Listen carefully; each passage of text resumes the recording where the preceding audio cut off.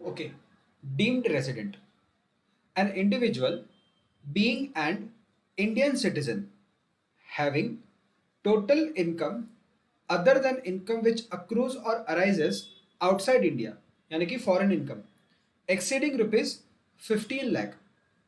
Okay, so if you can remember in the part 1 हमने देखा था कि an individual who is an Indian citizen and whose income exceeds rupees 15 lakh apart from foreign income, ठीक है, he is a resident if his stay in India is exceeds 182 days or more in the previous year, or the second condition is his stay was 120 days in the previous year and the last four preceding years his stay was 365 days or more. तो अगर दोनों में से कोई एक condition भी वो satisfy करता था तो वो रेसिडेंट कहलाता था. ओके, बट अभी ये क्या कह रहा है, देखो कि an individual being an Indian citizen, same उसी पर्सन की बात कर रहा है जिसकी टोटल इनकम 15 लाख से ज्यादा है. He would be deemed to be resident in India if he is not liable to pay tax in any country or territory. मतलब इंडिया छोड़ के और कहीं पर भी अगर वो टैक्स पे करने के लिए लायबल नहीं है. क्यों? क्योंकि उस कंट्री के लॉस के हिसाब से या बाकी कुछ एक्स वाई जेड रीजन के हिसाब से, if he is not liable to pay tax in any country or territory, India को छोड़कर बाहर कहीं पर भी अगर वो टैक्स के लिए लायबल नहीं है तो वो Indian resident for the purpose of tax deem कर लिया जाएगा. ठीक है, तो कौन सी कंडीशन तुम्हें यहाँ पे देखनी है? अगर वो कहीं पर बाहर कहीं पर भी टैक्स पे करने के लिए लायबल नहीं है तो he would be deemed to be resident for the purpose of taxation. This clause will not apply if he is a resident as per section 6 subsection 1. मतलब वो जो पहले वाले जो प्रोविजंस थे कि जहां पर 182 डेज और 120 डेज और 365 डेज, अगर उस क्लॉज में वो रेसिडेंट हो जाता है तो फिर ये डीम्ड रेसिडेंट वाला कॉन्सेप्ट नहीं आएगा. बट अगर उस क्लॉज से वो बच जाता है एंड वो ऐसा बंदा है कि he is not liable to pay tax elsewhere in the world, कहीं पर भी वो लायबल नहीं है टैक्स पे करने के लिए, then he would be deemed to be resident in India. तो ये वाला क्लॉज सिर्फ तब हिट होगा जहां पर वो क्लॉज 6.1 के अंदर रेसिडेंट नहीं माना गया है. मतलब अगर क्लॉज 6.1 के अंदर वो छूट गया है then you have to check whether he is triggering this deemed residency. So if he is triggering deemed residency then वो इंडिया में रेसिडेंट ट्रीट किया जाएगा और उसकी ग्लोबल इनकम टैक्सेबल हो जाएगी in India. Okay, so the next one is resident and ordinarily resident and resident but not ordinarily resident. Okay, अब individual के केसेस में क्या होता है कि a person after becoming resident gets classified further into resident and ordinarily resident, मतलब the first category, और resident but not ordinarily resident. ठीक है, तो उसके क्या कंडीशंस होते हैं कि कब वो रेसिडेंट एंड ऑर्डिनरीली रेसिडेंट होगा या कब वो resident but not ordinarily resident होगा. ठीक है, कब वो इसमें ट्रीट किया जाएगा, उसके क्या कंडीशंस है, तो वो वाले कंडीशंस की अभी हम लोग बात कर रहे हैं. तो सी, अ नॉट ऑर्डिनरीली रेसिडेंट मतलब resident but not ordinarily resident. तो हम अभी किसकी बात कर रहे हैं? This one, resident but not ordinarily resident. A not ordinarily resident person is one who satisfies any one of the conditions specified under section 6 subsection 6. If any one of the following four conditions are satisfied, then a resident is deemed as a resident but not ordinarily resident. What is the first condition? If such individual has been non-resident in India in any 9 out of the 10 previous years preceding the relevant previous years. एक बार ध्यान दो यहाँ पे. Let's say हम financial year 1920 की बात करते हैं. ओके, तो जब when we are talking about the financial year 1920 we have to check इस साल को छोड़ के इसके पहले वाले 10 years. ठीक है, so the previous year preceding the relevant previous year. So this is the relevant previous year. 10 years preceding this year, correct? 10 years preceding this years मतलब 18 19 17 18 16 17 ऐसे करके you have to go back till 10 previous years and you have to check whether such individual was non-resident in any 9 years out of those 10 years. मतलब the 10 years you have to write down and you have to check whether he was non-resident in any 9 years. मतलब पूरे 10 सालों में से अगर वो 9 बार non-resident था, then इसका मतलब है कि he satisfies the first condition. And in that case, if he satisfies the first condition, so he will be treated as resident but not ordinarily resident. Correct? He is resident, but generally he is not a ordinarily resident. Okay. चलो you से कि नहीं वो तो 9 years में से नहीं, वो 8 years में ही नॉन रेसिडेंट था, तो मतलब फर्स्ट कंडीशन तो उसने हिट ही नहीं की. तो let us check second condition. We'll go to the second condition. If such individual has during the 7 previous years preceding the relevant previous years. Now you have to check the 7 previous years.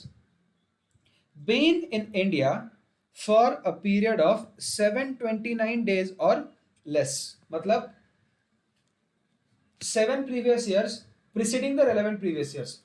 इस 1920 को छोड़ के पिछले 7 सालों में, इस साल के अलावा इसके पहले वाले 7 सालों में, you have to check whether that person has been in India for a period of 729 days or less. मतलब 729 days भी अगर वो रहा, then also he is satisfying this condition. Okay. Third condition. If such individual is an Indian citizen or a person of an Indian origin. ठीक है, इस section में क्या बोल रहा है कि ये पर्सन का स्टे 120 डेज या ज्यादा है. ऑब्वियसली 120 डेज या ज्यादा है, इसका मतलब उसने सेकंड वाला कंडीशन सेटिस्फाई किया है. करेक्ट ना? 120 डेज और मोर रहा इन द प्रीवियस ईयर में और 365 डेज और मोर रहा in the 4 preceding previous years. ठीक है, तो ऐसे पर्सन के लिए अगर वो सेकंड कैटेगरी से रेसिडेंट बना है तो he will be treated as resident but not ordinarily resident. ठीक है ना? करेक्ट. तो ये स्पेसिफिक चीजें आ रही है इसमें. ओके, अभी फोर्थ कंडीशन देखते हैं. If such individual is an Indian citizen who is deemed to be resident in India under section 6(1)(a). अगर वो डीम्ड रेसिडेंट है, डीम्ड रेसिडेंट का मतलब क्या होता है?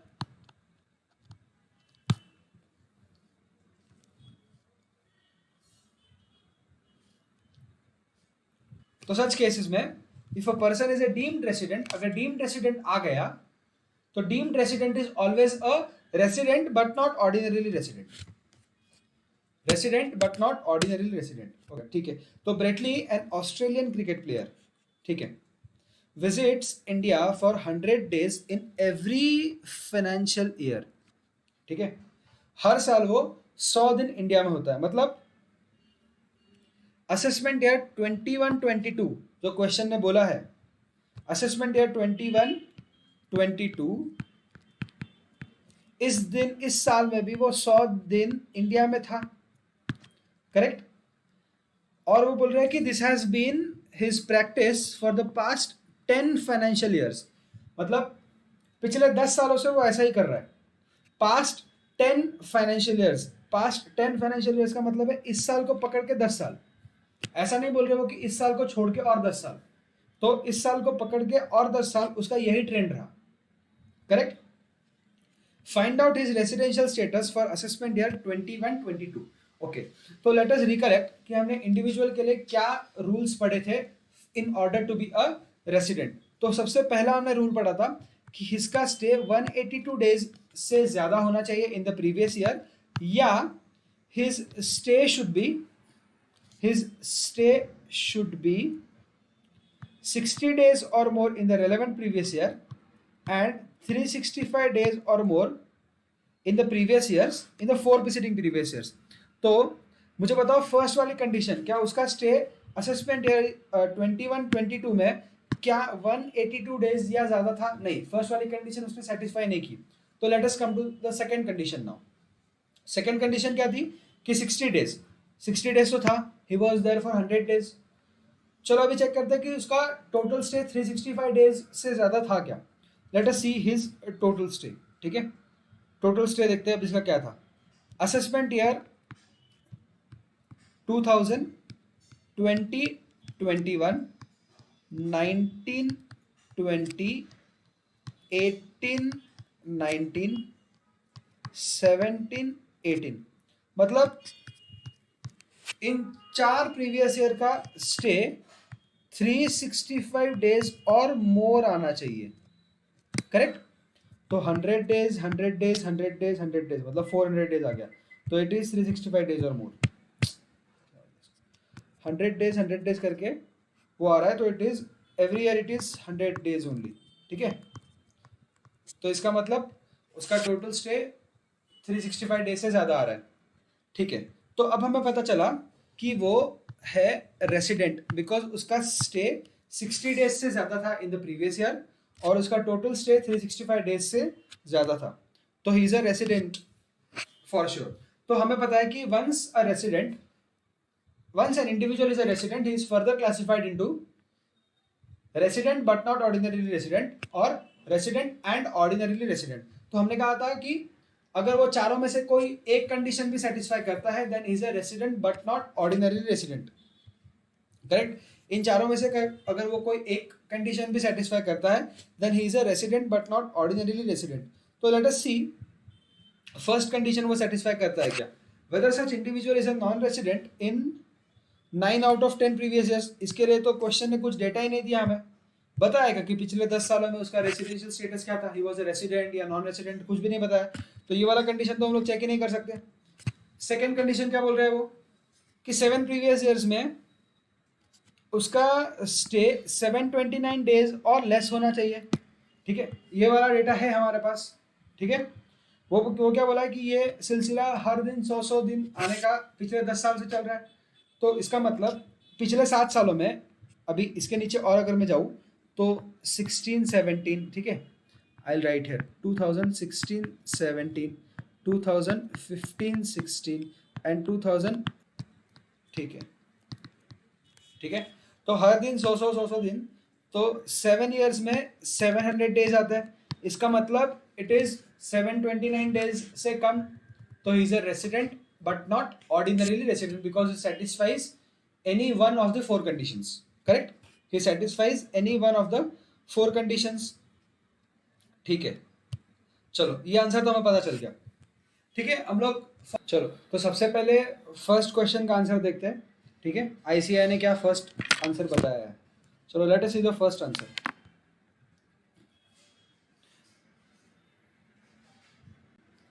ठीक है,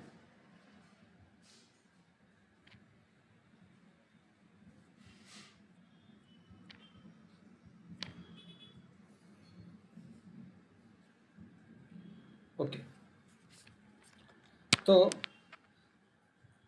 determination of residential status of Mr. Bretley for assessment year 21-22। So period of stay during the relevant previous year कितना रहा, 100 दिन।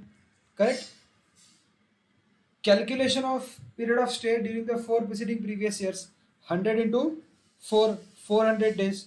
तो Mr. Bretley has been in India for a period of more than 60 days and for a period of more than 365 days। Therefore he, since he satisfies one of the basic conditions, he is a resident। ठीक है, और देखो computation of the period of stay during the 7 preceding previous years, since his period of stay is less than 730 days, मतलब 729 days और कम। ठीक है, ही is a not ordinarily resident. Correct, so therefore Mr. Bretley is a resident but not ordinarily resident during the previous year 2021 relevant to the assessment year। Note, an individual being a Indian citizen would not being an Indian citizen would not be an ordinarily resident person if he satisfies any one of the conditions। ठीक है, अगर 9 में से 10 साल या 7 सालों का 729 days और कम। ठीक है, चलो before looking at the second answer पहले हम लोग देखते हैं क्वेश्चन क्या है और हम लोग will try to answer the answer, ठीक है।